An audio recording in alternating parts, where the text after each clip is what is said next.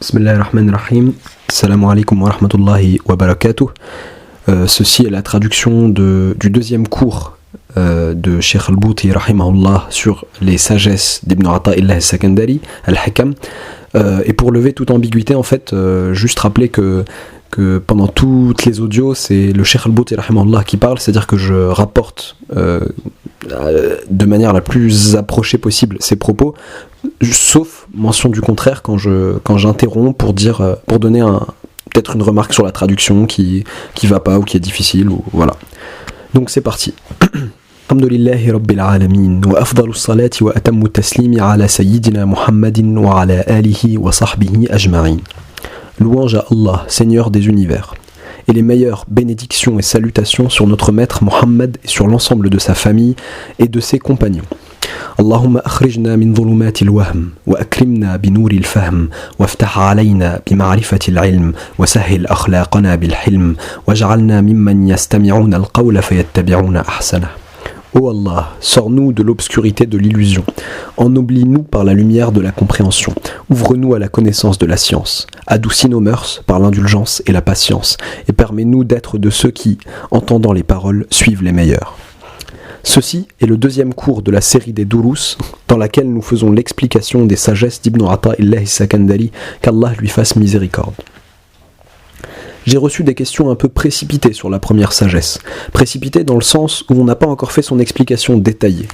Nous l'avons à peine lu et commenté en très peu de mots. Donc ces frères qui se sont empressés trouveront, Inch'Allah, la réponse à leurs questions dans la suite. Un autre frère dit: vous avez évoqué dans la conférence précédente le hadith où il dit, j'imagine que par il, le frère voulait dire le messager d'Allah sallallahu alayhi wa sallam, mais que la nervosité a dû lui faire oublier,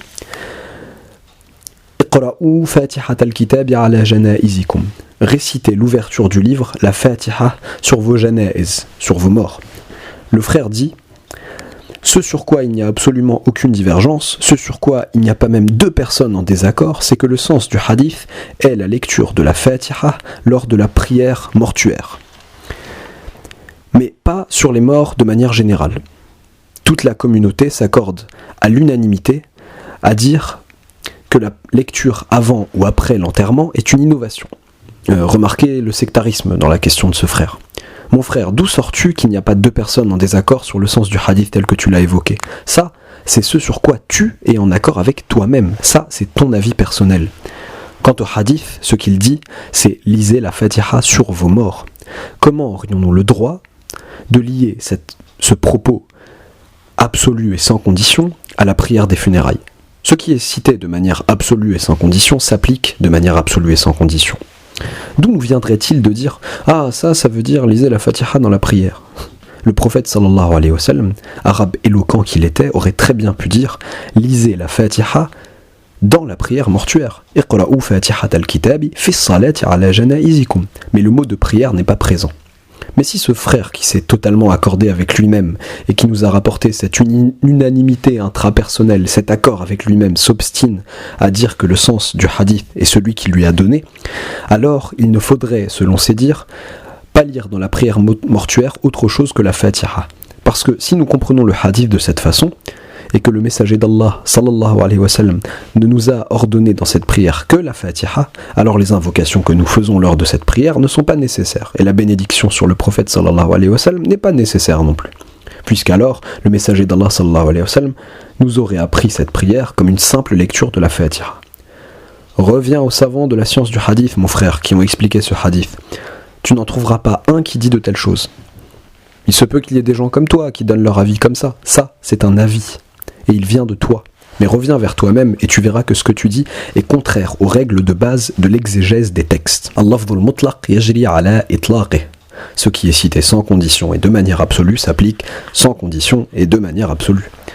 Autre chose, le frère dit même: toute la communauté s'accorde à dire que la lecture de la Fatiha avant ou après l'enterrement est une innovation. Mon frère, pourquoi tu dis ça? Ceci est un mensonge.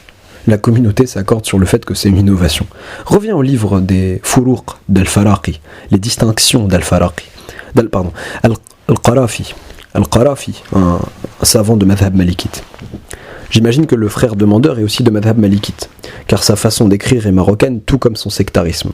Tu verras que Al-Qarafi parle dans une section particulière de la lecture du Coran sur les morts, et il dit « Les savants ont divergé ». Certains d'entre eux ont dit que la récompense de la lecture par le vivant parvient aux morts si le lecteur termine la lecture par une invocation, en disant « Allahumma inni as'aluka an tahaba mithla thawabi hadhihi tilawati ila fulan » « Oh Allah, je te demande d'accorder l'équivalent de la récompense de cette récitation à un tel. » Ceux qui ont dit ça, parmi les savants, se sont basés sur un indice dans le Coran. Et votre Seigneur a dit « Appelez-moi et je vous répondrai, et je répondrai à votre appel. » Donc si tu récites le Coran en couronnant ta récitation par l'invocation, « Oh Allah, si tu as accepté ma récitation, je te demande d'accorder l'équivalent de cette récitation à mon proche défunt, un tel ou un tel », la parole d'Allah, pureté et toute puissance à lui, « Appelez-moi et je vous répondrai », voudrait que la récompense arrive en effet. Mais il y a un autre avis parmi les savants de jurisprudence, qui dit que la récompense n'arrive pas. Donc la question est une question de divergence. Ne te précipite pas, monsieur. Reviens au livre de jurisprudence et tu liras ces propos. Et tous les livres de jurisprudence, quand ils parlent de la lecture du Coran sur les morts, évoquent cette divergence. De plus, Al-Qarafi, l'un des plus éminents, des plus brillants savants malikites, dit « La bonne précaution voudrait qu'on lise ». Comment ça ? La divergence ne porte pas sur le caractère autorisé ou interdit de la lecture. La divergence porte sur le fait que la récompense arrive ou n'arrive pas. Bon, de toute façon, tu lis le Coran et tu es récompensé. Puis tu dis « Oh Allah, j'offre la récompense de cette lecture à un tel, par exemple. » Il se peut que la récompense arrive, et il se peut qu'elle n'arrive pas. Lorsque ton cœur brûle pour un proche défunt, que fais-tu ? Tu dis « Par Allah, je vais réciter. » Dans tous les cas, moi j'aurai une récompense. Si, comme la vie qui dit qu'elle arrive, la récompense arrive en effet, tant mieux. Et sinon, quoi qu'il arrive, j'aurai lu. Et Allah m'aura ennobli par cette récitation. Voilà un propos logique. Et hier, alors que l'un des frères me posait la question, je lui ai donné un exemple. Je lui ai dit « Tu as un parent proche aux États-Unis et tu veux lui envoyer des bonbons, des sucreries. Dans ton entourage, certains te disent « Par Allah, la douane empêche ce genre de nourriture de passer dans l'endroit où il est.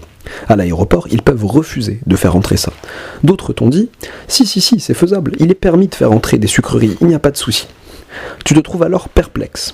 Et ton proche, disons ton fils, tu l'aimes beaucoup. Que vas-tu faire par Allah ? Tu vas te dire « Allez, je vais le faire au cas où. C'est quoi ? 1000 livres, 2000 livres, tant pis. » Petite note de traduction, livre, petit rappel, c'est la monnaie syrienne. Oui, j'envoie le colis. S'il arrive, c'est bien, et sinon, Allah me le remplacera, n'est-ce pas ? Il y a divergence sur la question. Ne dis plus ce genre de choses et demande pardon à Allah pour ces paroles inutiles, mon frère. Il n'y a pas unanimité de la communauté sur cette question. Reviens sur le livre d'Al-Qarafi et regarde de quels savants on dit que la récompense arrive et lesquels on dit le contraire. Mais toi, tu as eu envie de dire ce que tu as dit et pour cela tu as changé le sens, tu as tordu le cou du hadith du messager d'Allah sallallahu alayhi wa sallam dans la prière. Le mot prière n'est pas présent, pourquoi fais-tu intervenir un mot absent du texte ? Lisez la Fatiha lisez la Fatiha du livre sur vos morts. Ce qui est cité de manière absolue et sans condition s'applique de manière absolue et sans condition. Règle qui fait consensus. Et si tu t'obstines, ça veut dire que pour toi, dans la prière mortuaire, il n'y a que la Fatiha, l'ouverture. Et ça, personne ne l'a jamais dit. Maintenant, nous revenons à la première hikmah, la première sagesse, qu'on a eu à peine le temps de survoler au cours précédent. Ibn Ata'illah d'Alexandrie dit « Min alamatil i'timadi ala al-amal nuqsanu ar-raja'i 'inda wujudi az-zalal » Parmi les signes montrant que l'on compte sur ses actions, il y a le fait que l'espoir faiblit lorsqu'on commet des erreurs. Cette sagesse par laquelle Ibn Ata'illah, qu'Allah lui fasse miséricorde, a ouvert son livre des Hikam se rapporte entièrement à la doctrine de l'unicité. Les sagesses d'Ibn Ata'illah sont partitionnées. La première section nourrit et approfondit cette doctrine de l'unicité, la seconde section traite du comportement, la troisième traite du cheminement, de la purification de l'âme. Avant de commencer l'explication de cette sagesse, rappelons une règle de base de la croyance islamique. L'auteur de Jawharatut Tawhid, le joyau de l'unicité, qui est un poème, écrit « فَإِنْ يُثِبْنَا فَبِمَحْضِ الْفَضْلِ وَإِنْ يُعَذِّبْ فَبِمَحْضِ الْعَدْلِ » S'il nous récompense, c'est uniquement par sa grâce, et s'il châtie, ce n'est que justice. Voilà la doctrine dont doit se teindre tout musulman. Et c'est sur cela que sont restés les pieux prédécesseurs, puisse Allah être satisfait d'eux. S'il nous récompense, c'est uniquement par grâce. On pourrait dire, mais pourquoi? S'il nous récompense, c'est par les bonnes actions que nous avons réalisées. Si tu regardais plus profondément les choses, si tu méditais dessus, tu comprendrais qu'il n'en est rien. Que veux-tu dire quand tu dis, en fait, si Allah me récompense, c'est par mes bonnes actions. S'il me fait entrer au paradis, c'est par mes actions. Qu'est-ce que ça veut dire? Ça veut dire qu'Allah, le Tout-Puissant, aurait fixé une valeur au paradis. Cette valeur ne serait pas en pièces d'argent, pas en liquidité monétaire, mais elle serait représentée par des actes d'adoration, d'obéissance, par le fait de s'en tenir à des ordres et de s'éloigner d'interdits. Et moi, j'ai fait ça, ces actes d'obéissance, je m'en suis tenu aux ordres, je me suis éloigné des interdits, j'ai donc fourni le prix demandé, j'ai donc droit à la marchandise que j'ai achetée. Voilà le sens de tes paroles, quand tu dis « je suis récompensé par les actions que je fournis ». En est-il ainsi, mes frères ? Quand tu t'en tiens aux ordres prescrits par Allah le Tout-Puissant, tu deviendrais par la sueur de ton front une personne qui a mérité le paradis, comme une personne qui achèterait une certaine surface de terre et qui aurait payé le dû de cette terre. En est-il ainsi ? Si tu y réfléchis, tu verras que la vérité est aussi éloignée de ça que ne le sont les cieux de la terre. Quand je paye le prix de ce jardin avec mes pièces d'argent, comme me l'a demandé le vendeur, c'est sans aucune faveur de ce vendeur, aucune. Je possède ce jardin et j'ai même le droit de lui dire « Sors !» car je t'ai donné la somme entière et rien n'y manque. Et en effet, le vendeur a pris de moi cette somme qu'il ne possédait pas auparavant, et moi j'ai pris ce jardin que je ne possédais pas non plus auparavant. Ça, c'est la réalité de la relation entre deux humains, entre deux serviteurs d'Allah. Mais lorsqu'Allah t'ordonne des actes d'obéissance et t'interdit le prohibé dont il t'a averti et que tu obéis, ton cas est-il le même que celui qui a payé de son propre argent le prix du jardin? Qui t'a permis de prier? Qui t'a permis de jeûner? Qui a ouvert ta poitrine à la foi? Yamunnuna alayka an aslamu qul la tamunnu alayya islamakum balillahu yamunnu alaykum an hadakum lil iman. Comme il est dit dans le Coran, ils te rappellent leur soumission comme une faveur de leur part. C'est Allah plutôt qui vous rappelle comme une faveur de sa part qu'il vous est guidé vers la foi. Il y a donc une grande différence. Et on peut aussi citer qui est donc celui qui se désigne ainsi. Habbaba ilaykumul iman wa karraha ilaykumul kufra wal fusuqa wal isyan. Habbaba ilaykumul iman wa zayyanahu fi qulubikum wa karraha ilaykumul kufra wal fusuqa wal isyan.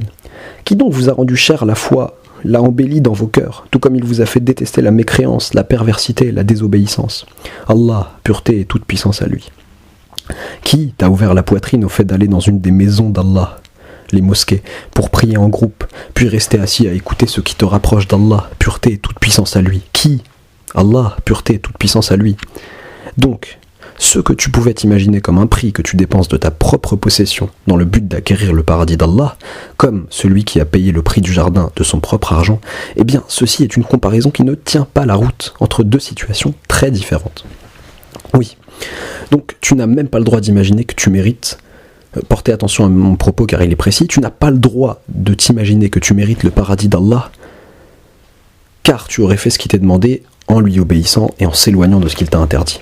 Tu n'as pas à penser cela. Et si tu te mettais à le penser, ce serait un des types les plus graves d'association à Allah. Comment cela ?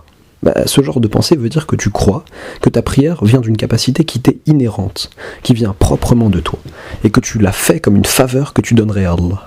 Et que tes actes d'obéissance qu'Allah t'a ordonnés, tu les fais par des mouvements de ton être.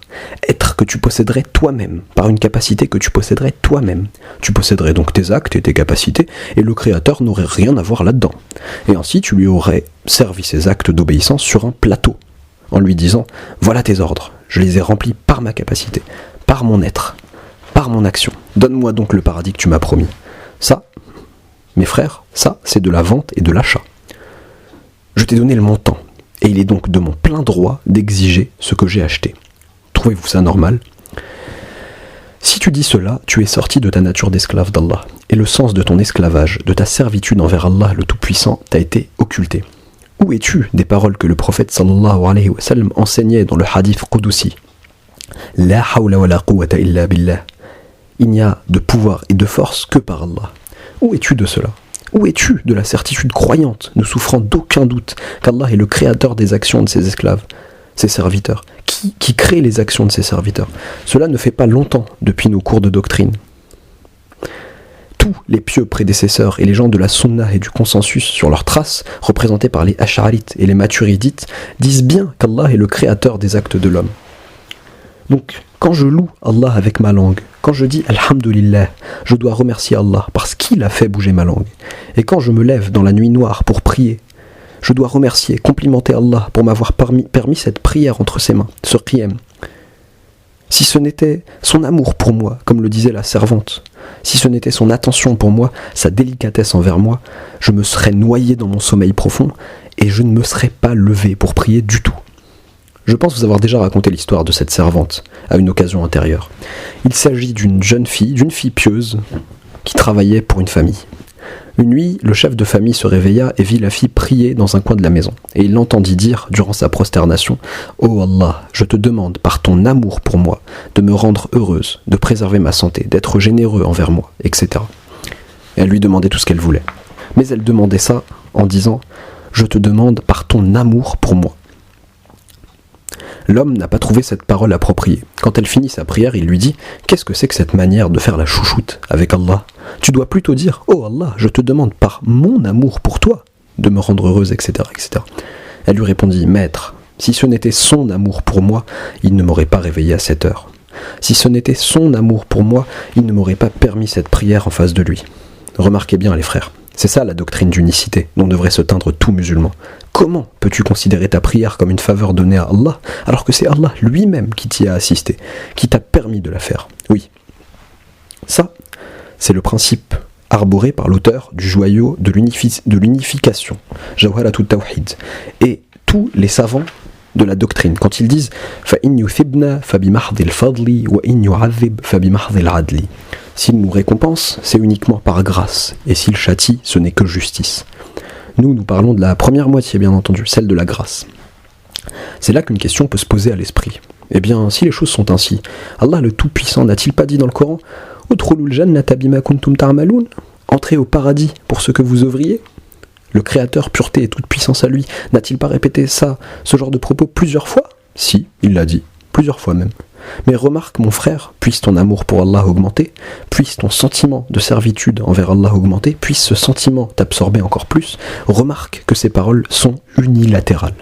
Elles viennent d'un seul côté, pas des deux. Allah, à lui la pureté et la toute-puissance, permet tes actes. Il t'inspire l'exactitude.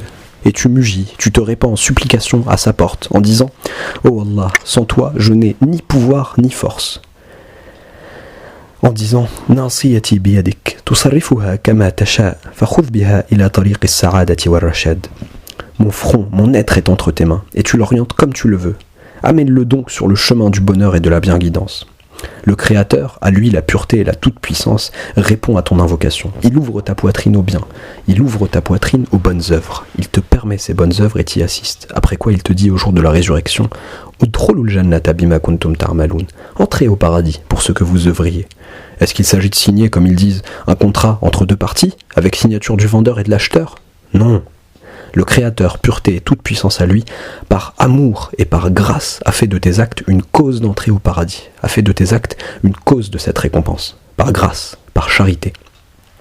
Mais si tu t'imaginais que les choses ne sont pas ainsi, et que tu disais « Oui, en effet, je suis entré au paradis par mes actions », si Allah, pureté et toute puissance à lui, détaillait ton jugement, et te jugeait de manière pointilleuse, tu n'aurais alors plus aucun droit, aucun. C'est une faveur, une grâce de sa part que de dire « Entrez au paradis pour ce que vous œuvriez ». Par sa grâce, il a fait en sorte que ton œuvre appelle à ton entrée au paradis. Je rapproche ce propos d'un exemple, et à Allah l'exemple suprême. Je rapproche ça de l'exemple d'un père qui dirait à son fils, pour l'encourager dans le bien, « Si tu donnes à ce pauvre cet argent, je t'offrirai un cadeau ». En disant cela, le père met de l'argent dans la poche du fils. Ainsi, le père habitue le fils à aimer ce genre d'action. Voilà donc l'enfant qui donne au pauvre l'argent de son père. Son père lui dit alors « Bravo, tu as fait quelque chose de grandiose en ayant fait preuve de générosité envers ce pauvre. Je dois te récompenser pour cette action. » Bien sûr, ça c'est une façon de l'éduquer. Qu'a fait cet enfant en somme? Cet argent qu'il a donné était l'argent de son père. Son père qui a certainement par ailleurs incité sa femme à faire aimer à l'enfant ce genre d'action. Et à la fin de tout ça, le père dit « Tu as accompli quelque chose de grandiose et je dois te récompenser pour ça. » La parole d'Allah le Tout-Puissant, « Udkhulul jannata bima kuntum ta'maloun » entrez au paradis pour ce que vous œuvriez, est de cet ordre-là. Il a été rapporté dans plusieurs textes qu'un serviteur, un esclave d'Allah, dira le jour de la résurrection « Ô Allah, juge-moi par ta justice, non pas par ta miséricorde. Voilà, moi j'ai vécu toute ma vie sans te désobéir, sans commettre d'actes répréhensibles. » Bon, Allah lui rappelle alors un bienfait qu'il lui a accordé, celui de la vue. Un bienfait et un seul seulement. As-tu correctement remercié Allah pour tes yeux fonctionnels ? Mets ce bienfait que je t'ai accordé d'un côté, et mets toutes les actions que tu as réalisées, celles dont tu penses qu'elles te font mériter le paradis d'Allah, mets-les de l'autre côté. Est-ce que tes actions, tes obéissances valent et compensent le bienfait de la vue dont t'a fait jouir Allah dans de la vie ? Pas du tout. Puis qui t'a donné la force d'effectuer les actes d'obéissance par lesquels tu veux entrer au paradis en mettant de côté les miséricordes d'Allah, pureté et toute puissance à lui ? Qui t'a ennobli en ouvrant ta poitrine à de tels actes ? Qui a bougé ta langue ? Si tu remarques tous les bienfaits d'Allah dans lesquels tu es noyé toute ta vie, tu verras un seul instant de ces bienfaits vaut plus que tous les actes d'obéissance que tu as pu réaliser. Tu es un esclave d'Allah, pureté et toute puissance à lui. Par sa capacité, tu lui obéis. Par sa miséricorde, tu vas vers lui. Par sa miséricorde pour toi, tu fais des pas vers lui. C'est pour cela que je dis, comme disait mon défunt père, qu'Allah lui fasse miséricorde. Ô Seigneur, je te remercie. Mais c'est toi-même qui m'inspire ce remerciement. Mon remerciement requiert donc que je te remercie pour ce remerciement. Et de là, les choses s'enchaînent. Oui, tu es le créateur de toutes choses, tu es celui qui prend soin de tout. Ce propos est devenu clair. Le Créateur, à lui la pureté et la toute-puissance, dit « Entrez au paradis pour ce que vous œuvriez. Ceci est un contrat unilatéral. Nous devons savoir que nous entrons au paradis par la grâce. Il t'a chargé de faire ce qu'il t'a ordonné.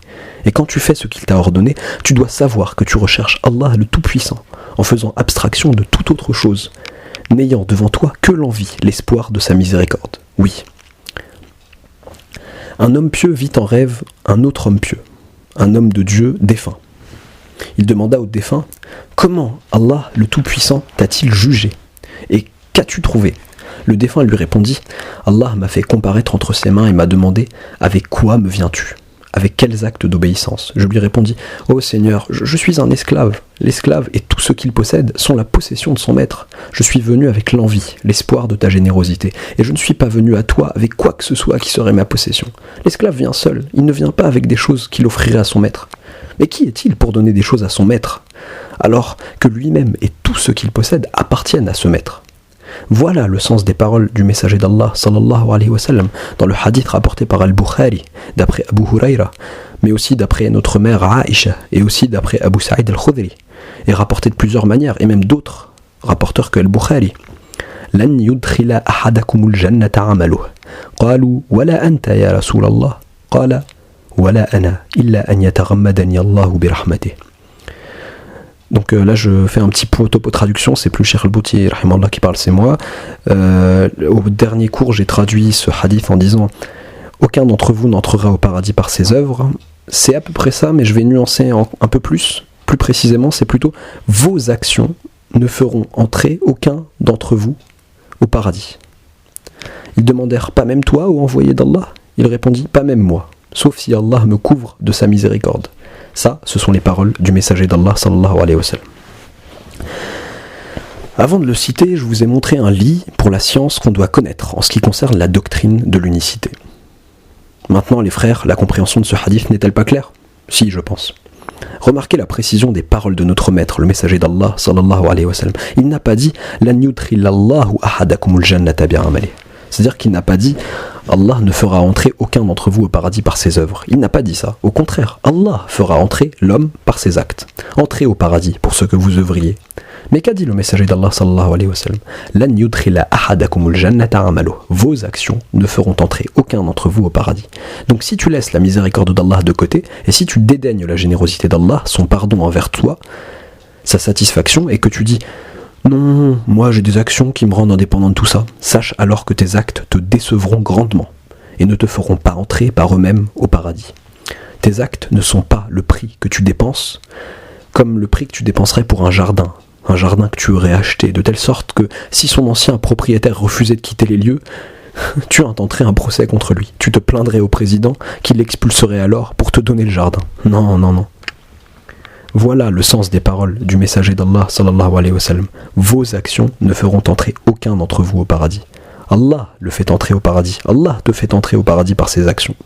Et ce par, c'est la miséricorde d'Allah qui l'a amené et qui lui donne sens. Ce par ses actions. C'est la générosité d'Allah, c'est la grâce d'Allah.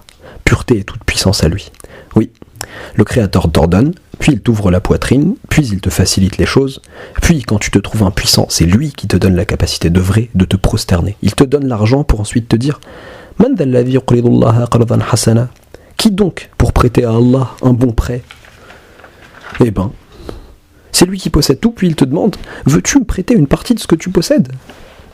Est-ce que c'est croyable? Allah t'emprunte de l'argent. T'imagines? Imagine-toi un homme qui te dirait « Par Allah, aujourd'hui, j'ai prêté 1 million de livres au Seigneur de l'univers. » Tu vois? Ce propos est enivrant, si tu vois les choses de cette façon. Ce propos est en fait plein de la gentillesse, de la douceur d'Allah le Tout-Puissant. Tu y as vraiment cru, toi, que l'argent était à toi et que tu en prêtais à Allah? L'argent, il est à qui? C'est l'argent d'Allah. N'a-t-il pas dit en effet وَآتُوهُم مِّن مَالِ اللَّهِ الَّذِي آتَاكُمْ C'est-à-dire, et donnez-leur de l'argent d'Allah qu'Allah vous a donné. L'argent, il est à qui? Il est à Allah. N'a-t-il pas dit وَأَنْفِقُوا مِمَّا جَعَلَكُمْ مُسْتَخْلَفِينَ فِيهِ Et faites largesse et dépensez de ce sur quoi il vous a désigné lieutenant? Je te mets au défi de me trouver dans tout le Coran un verset qui te lie à l'argent par une relation de possession réelle, du tout. Et malgré ça, Allah dit « Qui donc prête à Allah un bon prêt ?» Quand Allah t'emprunte, ça voudrait dire que tu possèdes l'argent. Sinon, le Créateur ne serait pas emprunteur. Le sens, nous l'avons compris maintenant. Ceci est une douceur, une affection d'Allah envers toi.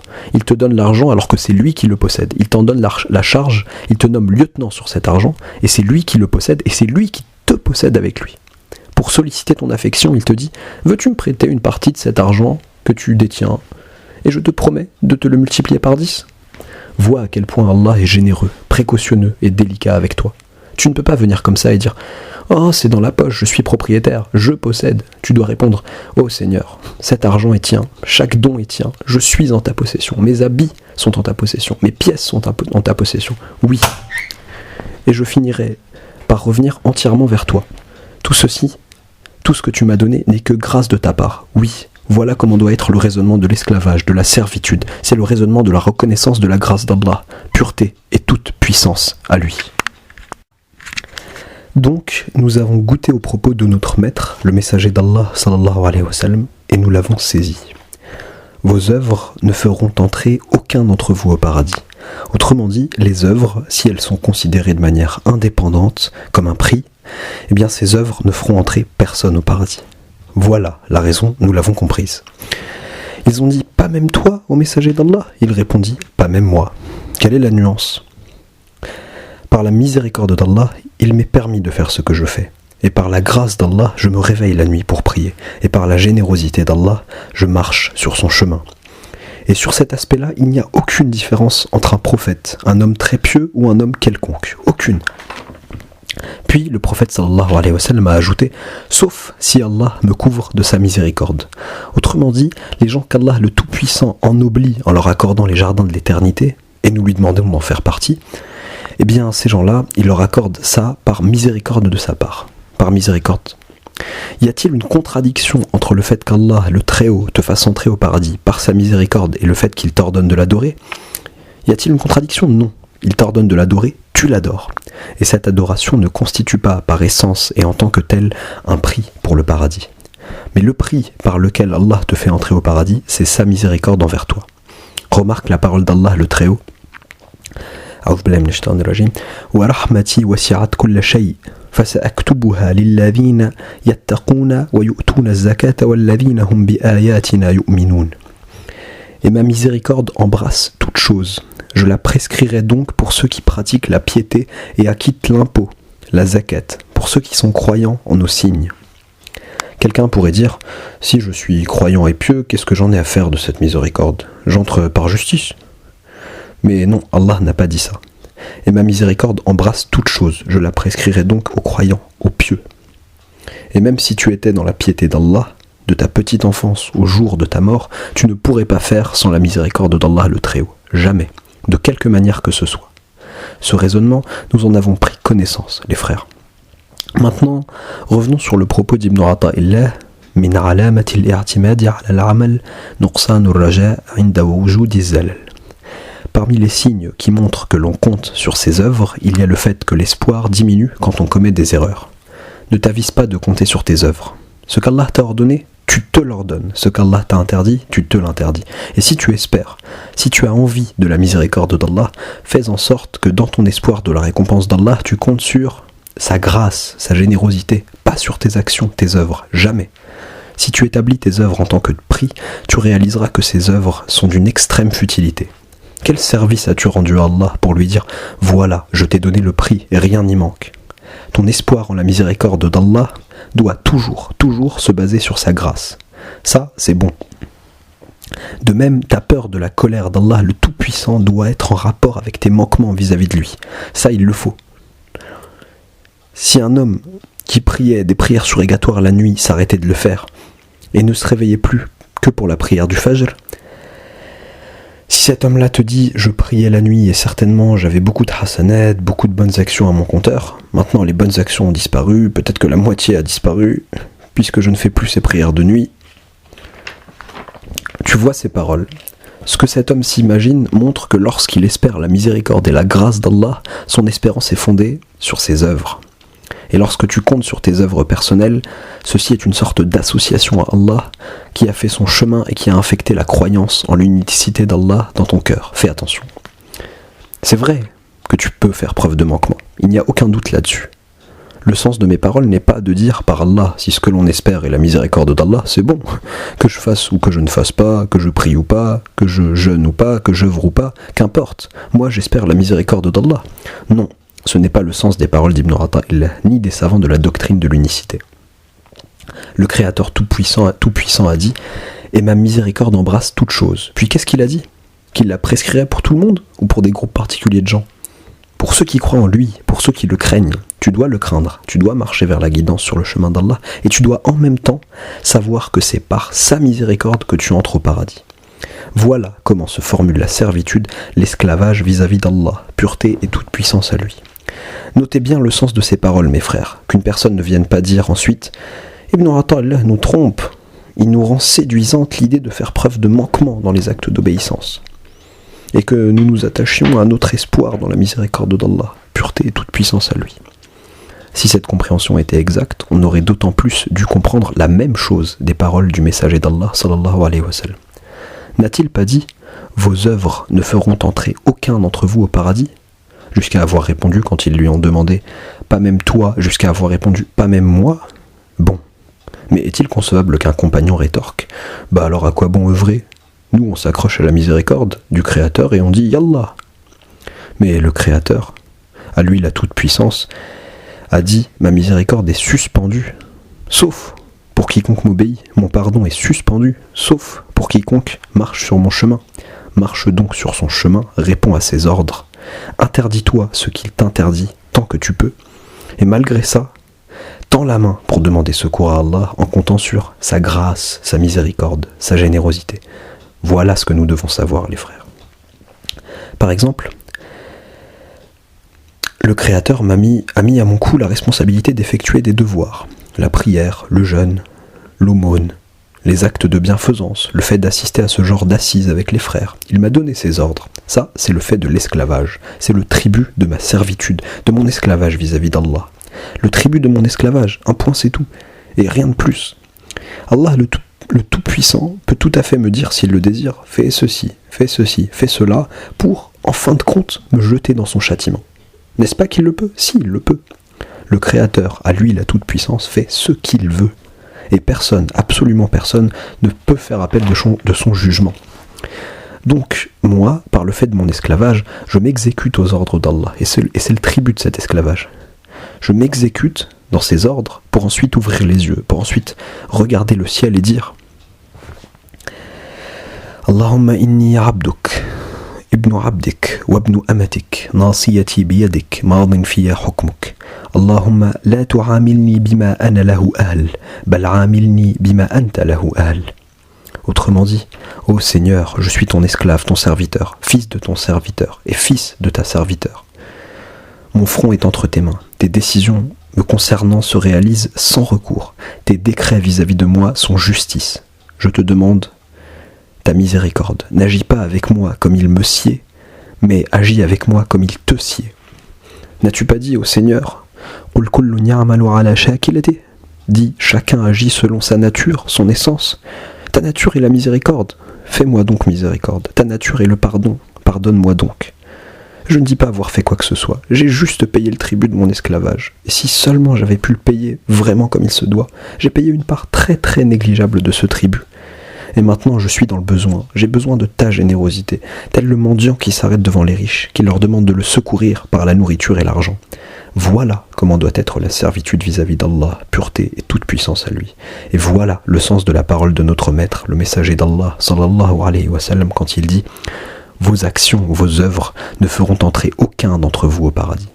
Donc, à supposer que j'ai obéi à Allah, pureté et toute puissance à lui, que j'ai exécuté ses ordres, puis que j'ai fait preuve de manquement, je dois m'attrister grandement de mon état, bien sûr. Je dois prendre acte de ce manquement vis-à-vis d'Allah. Je dois savoir que je suis exposé à la punition d'Allah. Mais il est impératif que mon espoir de la miséricorde d'Allah ne faiblisse pas à cause de ce manquement. Parce que dans le cas contraire, cela voudrait dire que je compte sur mes œuvres. Que faire alors ? Le jour suivant ce manquement, tu dis « Ô Seigneur, j'ai fait preuve de manquement et je m'en repens. Alors Seigneur, pardonne mon péché et laisse de côté mon manquement. » Puis, crois fermement qu'Allah a répondu à ton invocation, a réalisé ton espoir et t'a prescrit une récompense équivalente à ce que tu as raté à cause de ce manquement. L'important, c'est que tu sois avec Allah et que tu te tournes vers lui. Tu te remets à prier la nuit, à fournir l'effort que tu fournissais auparavant, parce que c'est ça la servitude vis-à-vis d'Allah, et c'est ça son tribut. Dans un hadith Qudusi authentique, dont nous avions vu l'explication il y a quelque temps, et qui se trouve dans le livre Riyad al-Salihin, le jardin des vertueux, Allah Tout-Puissant a dit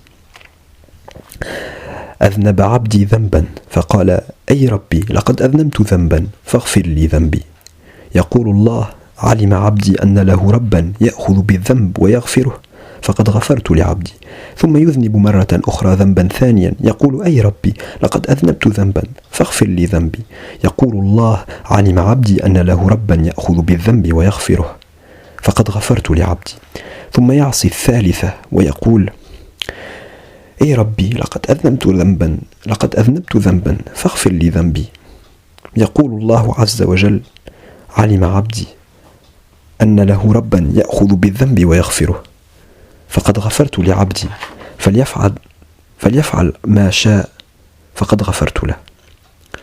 Allah dit, mon serviteur a commis un péché. Puis il a dit, Seigneur, j'ai commis un péché, pardonne-moi donc ce péché. Allah dit alors, mon serviteur a su qu'il avait un Seigneur qui punit par le péché et qui le pardonne. J'ai pardonné à mon serviteur. Puis le serviteur commet un deuxième péché et dit, Seigneur, j'ai commis un péché, pardonne-moi donc mon péché. Allah dit alors, mon serviteur a su qu'il avait un Seigneur qui punit par le péché et qui le pardonne. J'ai pardonné à mon serviteur. Puis, le serviteur désobéit une troisième fois et dit, Seigneur, j'ai commis un péché, pardonne-moi donc mon péché. Allah le Tout-Puissant dit alors, mon serviteur a su qu'il avait un Seigneur qui punit par le péché et qui le pardonne. J'ai pardonné à mon serviteur. Et que mon serviteur fasse ce qu'il veut, je lui ai pardonné.